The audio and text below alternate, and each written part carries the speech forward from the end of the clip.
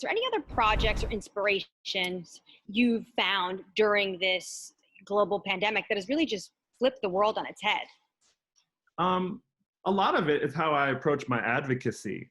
I found that, me being one of the few Black designers at the head of a Parisian fashion house gives me a unique opportunity to sort of lead in that space.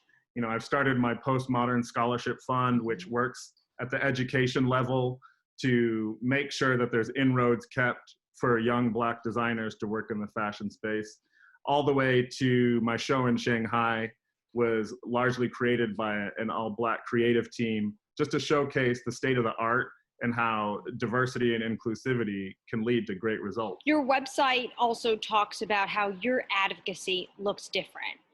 What does that actually look like? Walk us through that. Yeah, indeed. Part of my advocacy is fundraising, putting dollars where it matters to sort of make sure students are entering the road to having a career in design, fashion, creativity. But that's not all that it encompasses. A lot of that is leading by example. I'm the head of a house, so how I build my collections, how I represent Black culture, how I represent Black DNA is important, And then as well, I'm supremely focused on mentorship.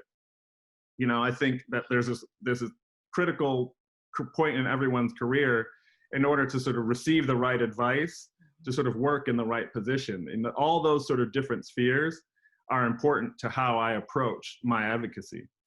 Talking about looking internally, especially big corporations are thinking, or, we ask them on Bloomberg Television, is it time to start implementing metrics? Do you think a system like metrics would work for diversity?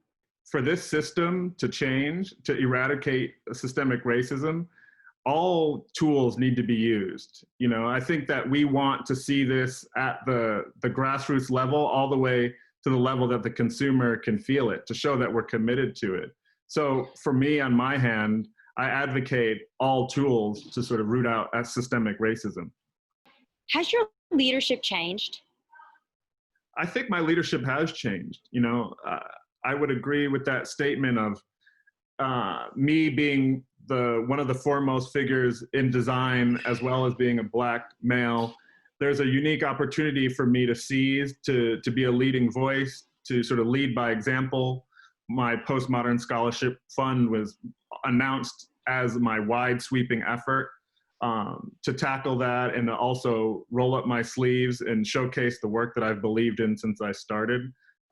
So, I welcome the challenge and I'm taking it to heart. Virgil, you've collaborated with, the list is pretty just ongoing. Yeah, Nike, Evian, IKEA.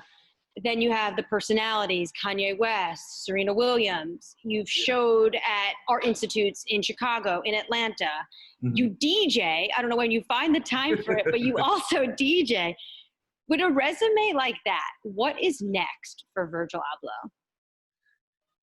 What's next for me is eradicating systemic racism and showing how inclusivity and a positive mind can be the forefront of creative business. I think if I look at a bird's eye view of my career, I started from humble beginnings. I started in architecture that wasn't so adjacent to fashion. And by hard work, a lot of traveling, a lot of persistence, I've been able to achieve great things. But for me, it's not about achieving great things for myself.